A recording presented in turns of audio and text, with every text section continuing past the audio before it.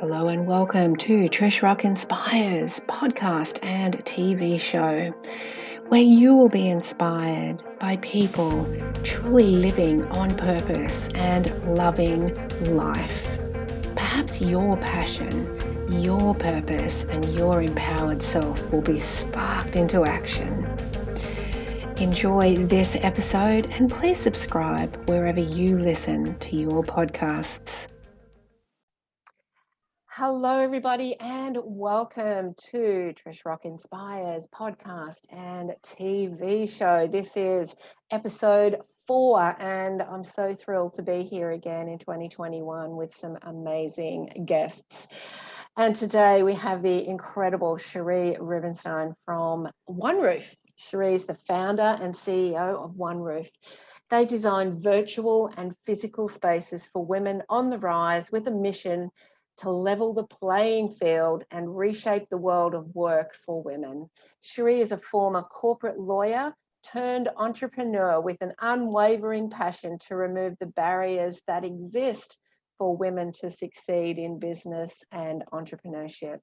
Sheree is a regular public speaker on topics including women in leadership, women in co-working, and what women need to succeed in business and entrepreneurship in Australia. Sheree is the MC of a huge annual female founder pitch night.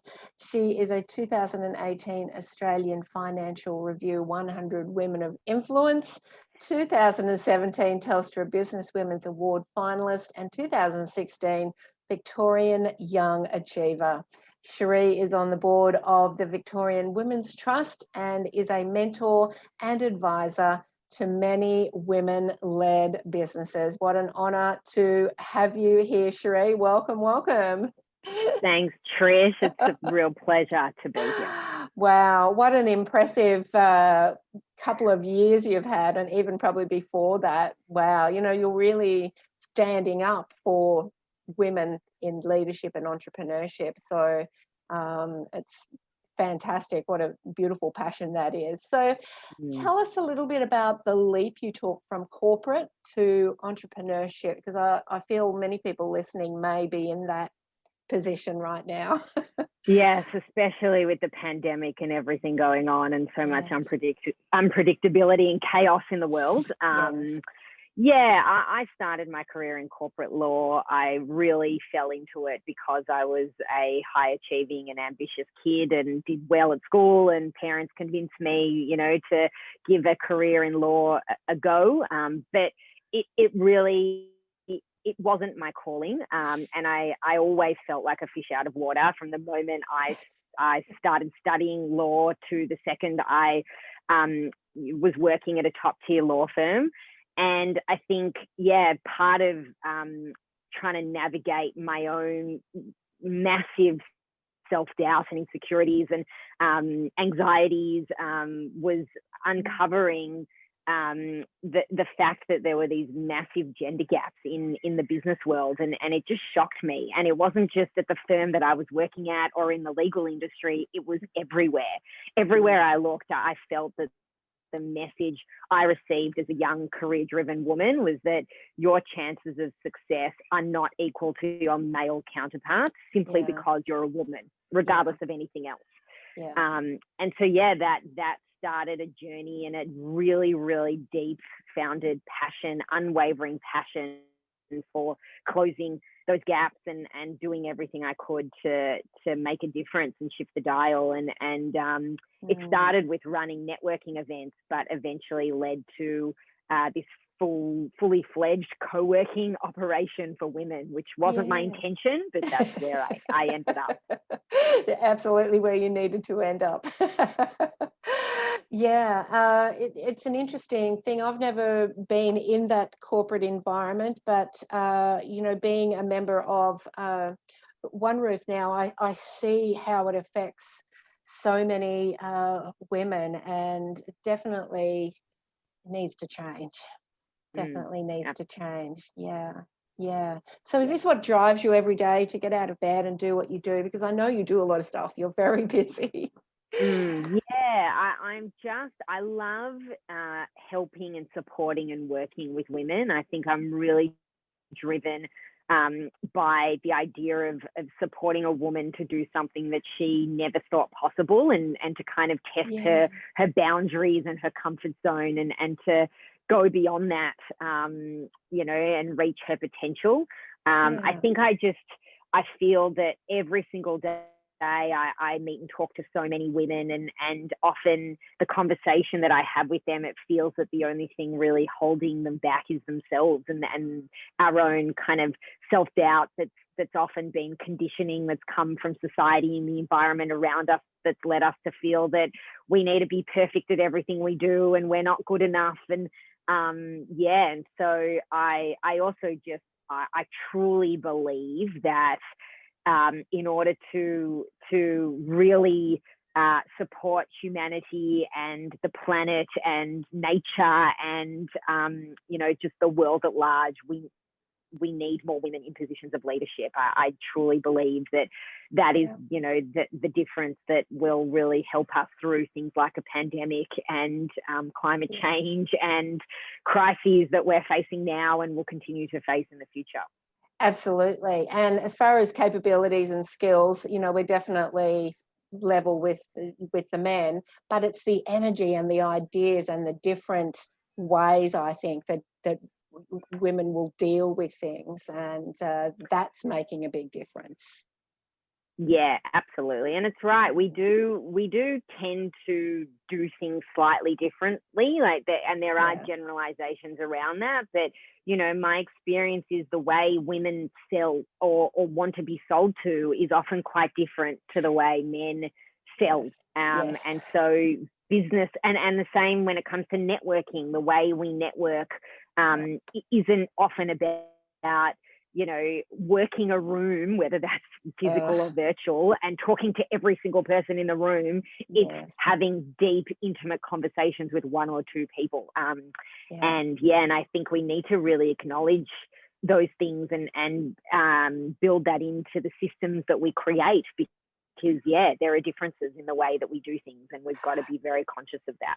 Absolutely. And that's been a massive energy shift globally with everything. And you can really, I can feel a difference. And I know a lot of people can, especially now with networking in particular, because that old push and shove kind of energy is it just doesn't work anymore. That's all the way through networking, marketing, all of the stuff that gets blasted at you at social media. It's just not working anymore. And there needs to be a more gentle kind of way of doing it. And now it's really about storytelling and brand building, and, you know, sharing your personal authentic experiences as part of your brand. I think we need that. Like, for women in particular, we need to be as honest as we can about our challenges, our fuck ups, our, you know, sacrifices, the things that haven't worked for us. When we look at what is success, or what does it take to become successful, whatever that means. And the more honest we can be about our experiences, the more beneficial it is for all of us. Oh, absolutely. That vulnerability is key. I remember many years ago when I first started on this journey and ended my other business, you know, I really did feel like a failure a lot of the times, because the people I was following didn't seem to have a bad day. And I'm like, oh, there's something wrong with me. But over the years, people I was getting in front of more people and more women that were more vulnerable and more real. And I'm like, oh, okay, even the really successful people have bad days. I don't feel so bad now. It's absolutely, that's it. And I love, there's this podcast that, a TED talk that it's actually a male, Mike, who's the co-founder of Atlassian, a massive tech company, Australian-based tech company, talks about imposter syndrome, which we often talk about as being a very typical female, you know, feeling or trait or characteristic or whatever we want to call it, that we often experience. And we think that as people become more successful, they don't experience imposter syndrome, they don't have bad days. And yet he gets up there and he's like, I'm a man, and people consider me as being super successful, and I experience imposter syndrome every single second of every single day. And I think we just need to hear that more and more, so that we, you know, might feel that self-doubt, feel that imposter syndrome, and then feel confident enough to keep going, because we know that it's very human, natural experience to have.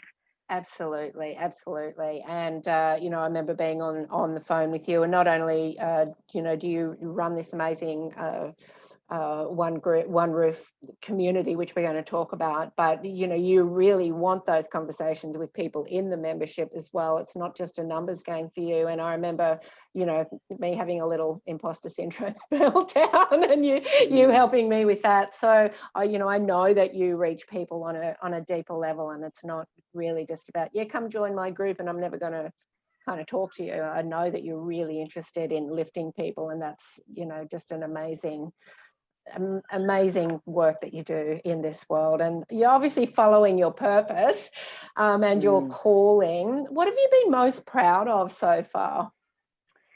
I would say surviving 2020.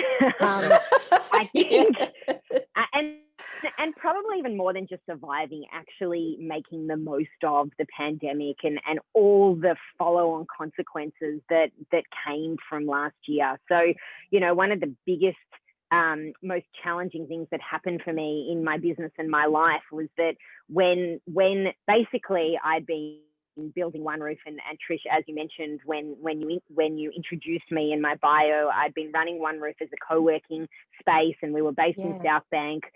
We were there for 4 years. It was really well known as the leading co-working space in Australia for women. We had, you know, 200,000 people coming in and out of that space every year. So it was an incredible buzz of activity and supporting thousands of women.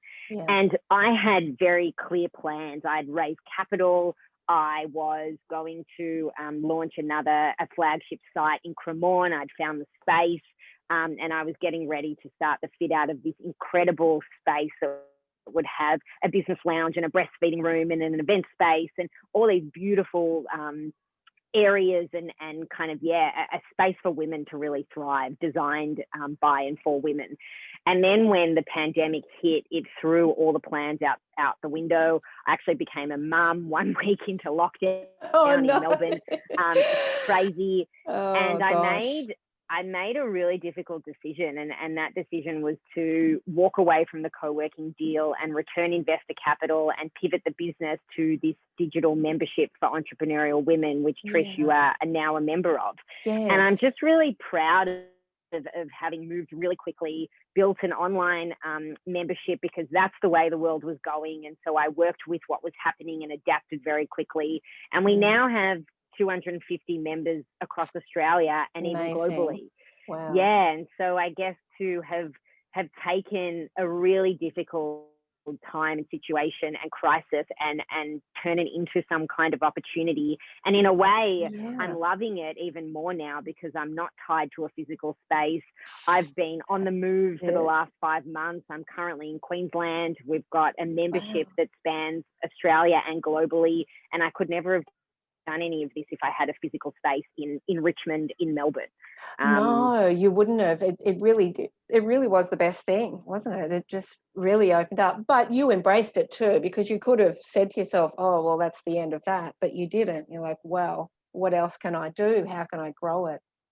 Yeah, exactly. And I think that's, as an entrepreneur, a founder, I think for anyone in life, we have to get comfortable and used to the fact that there's just constant change, and that's the only constant, and we just have to keep adapting, you know. And so being comfortable, like I had to get really comfortable with the idea that OneRoof might fail, and it's not my identity and it's not who I am, and it's okay, and let's just go with see what happens in the way the world's evolving and try to kind of go along for that ride.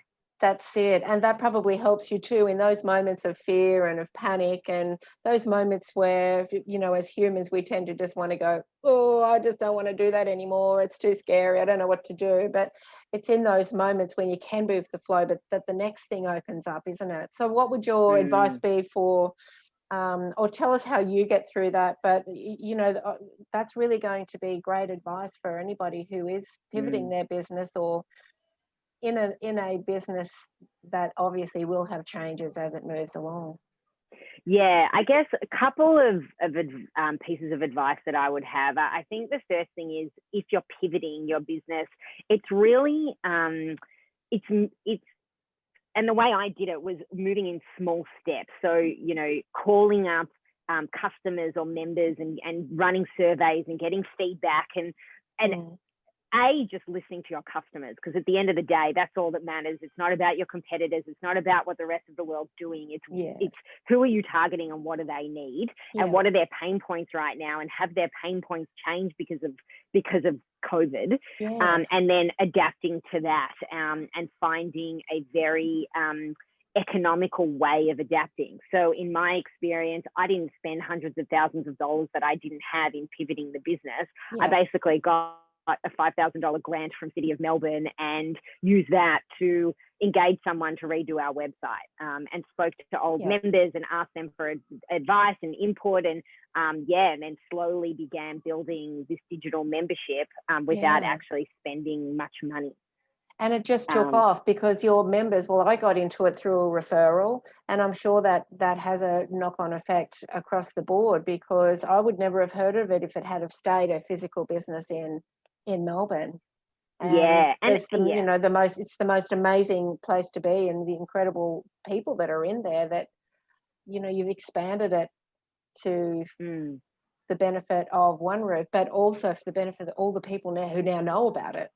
Yeah, exactly. And I think continuing to have a presence, even without knowing exactly how we were going to pivot, and kind of pivoting in a way that was a bit scrappy, and, you know, we now need to redo the website again, and not everything's perfect, but that's okay, you know, because we've kept the brand and the community alive and listened to our members and then tweaked according to that. I think I was going to give another advice or another piece of advice or something that's really helped me along the way. And that's just been building and nurturing my my network, my personal and professional network. And that's a big kind of benefit that I try to create in the OneRoof membership, because I really think that women need to build a strong professional network around them, so that when we do go through these kind of crises situations, or, you know, Trish, like you mentioned before, you're having a day where you're feeling that doubt, to be able to jump on a call with me or somebody else in your network and say, hey, here's how I'm feeling, can we talk through this, is really important. And that's something I do regularly. So in the moments where I'm really struggling, I go to my network for advice. And even at the end of last year, when I was having like a real moment of I've failed and I give up and I can't do this anymore, I actually got a group of friends together one night and in a boardroom, and talked through all my challenges and all my fears and the financial model of OneRoof, and am I crazy, and should I walk away from this? And I was 28 weeks pregnant, and I got great advice, and that was a game changer for me. So really turning to your network and nurturing your network so that you can call on them when you need, I think is crucial. Crucial for women. Yeah, definitely. And to have the network that is in alignment too. I'm a bit of a solo person. I tend to spend a lot of time by myself, but to find those women and people that are in alignment with me, it's a pleasure then to go. It's not like, I think what turned me off some of that was years ago was those pretty pushy networking events, and it kind of like, oh, I'd rather just be at home figuring this out by myself than be thrown into that. But it's different now. If you can really find a group and a networking place and or a membership group like OneRoof that's in alignment with you, it does really help. And I mean, I really appreciated being able to reach out to you, and there's a couple of other people that, just reach out, and also just the wider community. So, what you've built has come from, your passion, but it's serving so many other people in their passion. Yeah. And I actually want to mention that is like, knowing your passion and your purpose, or taking the time to really be connected with it. And it can change over time, but to be connected to it just makes all the difference. Because, Trish, like when we're having those days where we're like, this is just hell and I can't do this and this is all too hard, you come back to why you're doing it and what your purpose is, and that drives you and keeps you going. And I think that's often what I turn to when I have those days of like, I give up. And then I have a conversation with a member in the community, and it Yeah. reminds me, oh yeah, like I'm so, but I'm have so much authentic, genuine desire to help women. And when I have a conversation with someone, it just reminds me, yeah, this is what I love. Like, this is what lights me up, and this is what I want to do every day. Yeah, it just reminds you of that calling. Yeah. I work with people who, you know, have that calling as well. And sometimes you can get lost on the way, but as long as you know the how, the way will always just roll out. And, you know, I know that you love helping people with that too. And there's so many different things that you have on in the membership group, through all the different ways you reach out, that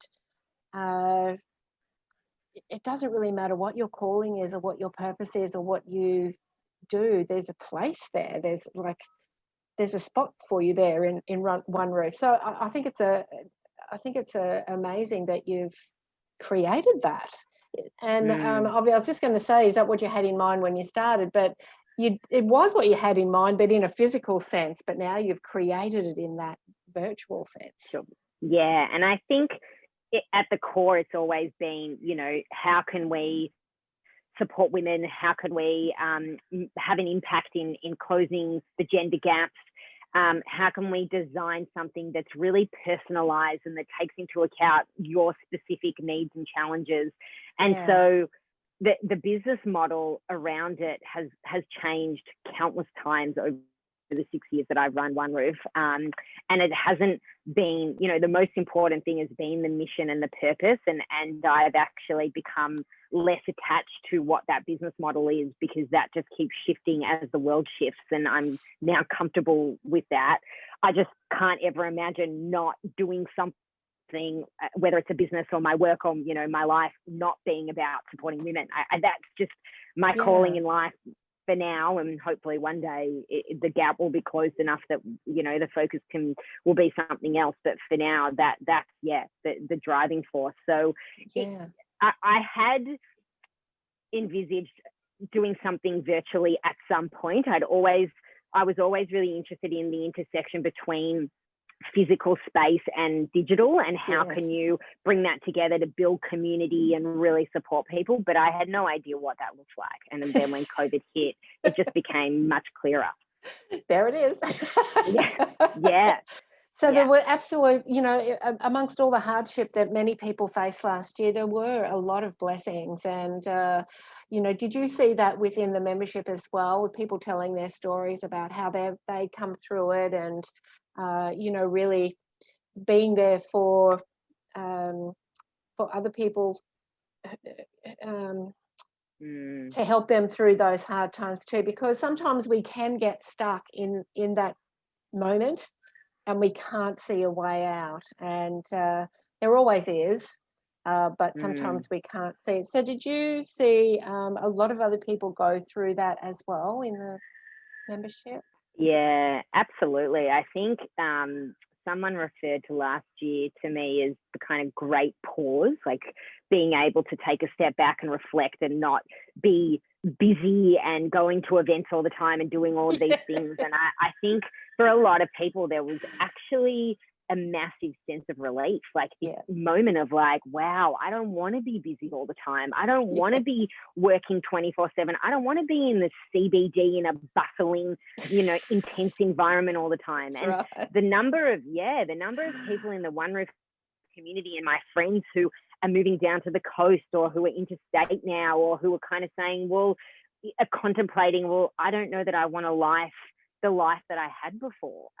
So it's actually helped. And no one ever imagined that we could have done this before, because we thought, well, to be ambitious and career driven, you need to be in a bustling CBD. But now, if you can work virtually, it creates a whole new way of, like, a different lifestyle, and being able to be near the water, or, you know, in an environment that's not so intense and stressful and high energy majority of the time.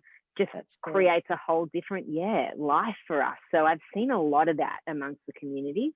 Yeah, I think that's a fabulous change that's happened too. And I've had a couple of people in different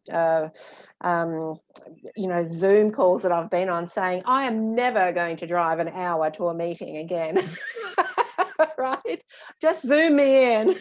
and it was always available to us, but it wasn't being used. And I think that reasoning that you just gave was perfect, because we think in certain things we have to be there, we have to be in the hustle bustle, we have to be there personally, but it's not true. And that's the old way. So yes. And I sorry, I was just going to say, I think it's actually quite empowering for women in particular, because I think, the ability, and actually not just women, for everyone, and because it allows, particularly in family dynamics, for both parents to be able to spend time at home, to be more involved in the parenting, to not feel that you need to commute to the office in the city in order to show face and, keep your job and get that promotion. Now of society and our kind of attitudes around it all is, well, it's okay to do a Zoom call. It doesn't mean you're lazy. It's just actually more efficient. So why wouldn't we do that? Absolutely. I think that's brilliant. It's been a perfect change, and very well needed change. Yeah, absolutely.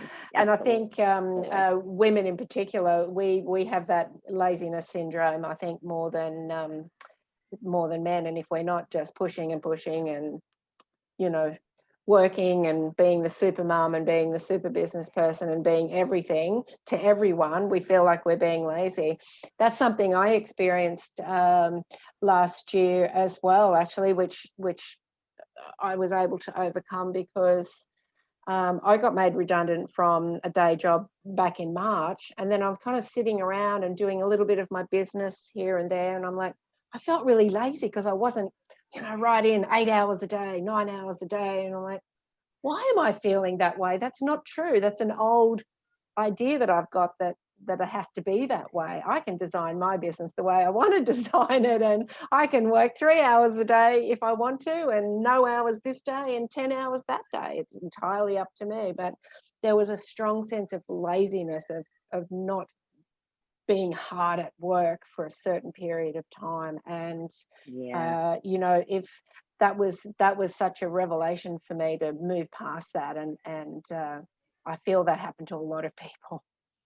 Yeah, and I think the idea of shifting the dialogue and the emphasis on, I'm really busy and I'm working really hard and my life is chaotic. It's actually, no, I'm actually sleeping 8-9 hours a night and I feel really good, and I'm looking after my health, and I'm meditating, and I'm going to swims, and I'm, not working on Fridays. And I think that's saying that with pride, rather than feeling like, oh yeah, I'm not doing enough. I think there's just this real shift in what kind of peak performance and what an optimal life looks like. So hopefully that the more we talk about that, I think it's really beneficial. The model, the changing model of a thriving business, and the life the person has that has the thriving business. And the importance of focusing on yourself and your self-care, and that's number one.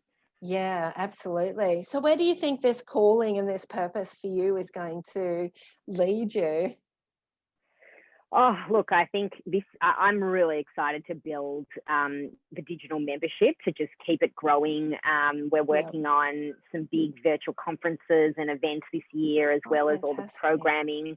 So excited to really build that up. I'm also excited about launching another business. So we'll also be a virtual business, and it will focus on supporting emerging female leaders in the corporate world. So shifting gears from OneRoof being more about the entrepreneurial business owner, and having an offering that's quite curated and all about building a professional network for women, professional women working in the corporate world. Oh, fantastic. You'll be a massive support to those women, because they're obviously in their calling as well and loving what they're doing, but need to shift how they're supported and how they support themselves.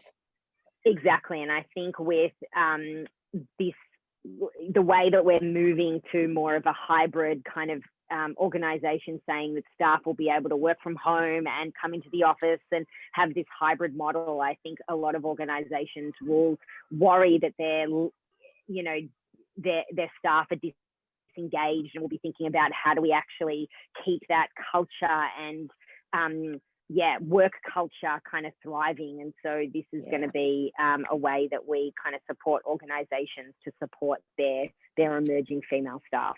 Oh, how fabulous. Oh, gosh, it's going to be so exciting to see where all of that leads you. And, you're leading the way in many respects for people to have that freedom in their life and still be on purpose, loving their life and loving what they're doing and being totally in their calling. And, that creates ripple effects everywhere, because doing that within your family unit shows your children a different role model. It shows people around you that they can do it as well. It's far more reaching than we ever think that it is. Yes, I completely agree with that. And that is actually something that I think about a lot when I'm doing something that I feel really uncomfortable about. So public speaking, which I do so much of, but every time I give a talk on a stage, I am very nervous and, kind of have hours beforehand of not being able to eat and freaking out about it. And when I go through, and I'm fine with it because I've done so many talks that I'm just used to it now. But my thought process is often, I'm doing this to support so many other women who feel this kind of fear and don't, let the fear override them. Or so much of what I do in my life, I think about how is that leading by example and a demonstration to others of what's possible. Absolutely. I was speaking to somebody this morning about how some of her work still really affects her. Well, it affects her every day, and I'm the same with my work. And if it doesn't affect you in some way, if it doesn't pull at your heartstrings or give you the nervous feeling or whatever, then it's not in alignment with you anymore, I don't think. And if you're hopping up on stage giving these powerful talks and not feeling the nerves beforehand, then it will be time for you to shift into doing something else. I just think that it's part of it. So it's not something to fear, it's something to embrace, as you said. Yeah, absolutely. Yeah, perfect. And so if people want to join OneRoof, what's the best way for them to do that? Yeah, you can go onto our website, weareoneroof.com. We've actually just redone the membership page. We're doing more work to the website. It's like an ongoing, never-ending thing. But always. You can exactly, get some good insight into the membership there. We've got a special offer at the moment.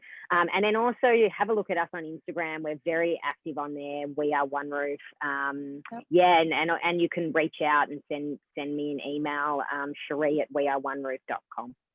Fantastic. I'll have all of that information in the description. So definitely please reach out. And if there's somebody listening to this, Sheree, who has gotten a bit lost along the way with what's happened in the last couple of years, or is just trying to find their voice so that they can really follow their calling, do you have any advice for them? Yeah, look, I would just say, remember that I think I'd come back to Brené Brown, because I love her and her work and the concept of vulnerability, and her idea that if you're not feeling fear or uncertainty or having these kind of crisis situations, it means that you're not in the arena, and you're just kind of sitting on the sideline of your life and you haven't actually stepped in. And so I think, as hard as it is in those moments when you're so unclear and unsure of yourself and so fearful and have so much self-doubt, it's really those moments that lead to incredible change. So if you can just visualize that you're actually sitting in the arena right now, and the arena is a bloody hard place to be in, but that is where you want to be in order to live the most fulfilling life. So you're in the right place. And I think if you want to take kind of concrete steps, I think, I love this concept of micro acts of bravery. So doing something really small every day that's outside your comfort zone, and you build that kind of resilience, and doors, incredible doors open that you never thought imaginable. So even just starting by messaging someone on LinkedIn or sending them an email and saying, can we have a virtual coffee? Yeah, it's those 20 minutes of courage, I call it. 20 seconds of courage. Take that next step, because that gets you over that fear, doesn't it? And I love Brene Brown as well. And look, if you're in that, then you're growing. So it's always a blessing. That's right. In hindsight, we discover that it's a blessing. It's just really hard when you're going through it. And it is really hard. But that's when people need, as you said, to reach out to their network, one person, a group of people, whatever they're resonating with at the time, and just say, this is where I am. I'm going to be vulnerable. This is where I am. I need help.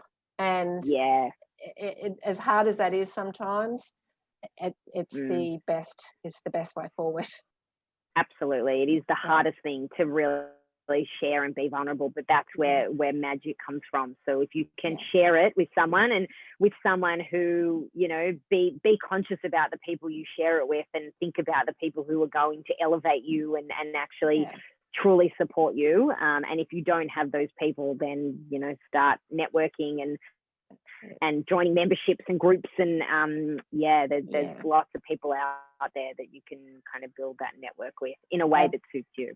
Absolutely. And there are so many amazing people in OneRoof, and I'm so thrilled to be there, and it's such an honor to know you and Fran and the other ladies that I've met in there, and even just in this short time, it's made a big difference in my life, so thank you. And thank you for coming on my podcast. It's been an absolute thrill and honor. For people who are listening in, please go and check out We Are OneRoof. I've got all the details in the description, and check out the amazing group that Sheree has created. So thank you, Sheree. Thanks, Trish. Thank you. Bye. Thank you for tuning in to another inspiring episode of Trish Rock Inspires podcast and TV show. I am a psychic, spiritual guide, and a transformation mentor, and you can find me at trishrock.com. You can find all the episodes of Trish Rock TV over on our Facebook page, and if you'd like to be a guest on the show, please apply for a media kit at trishrock.com. See you next time.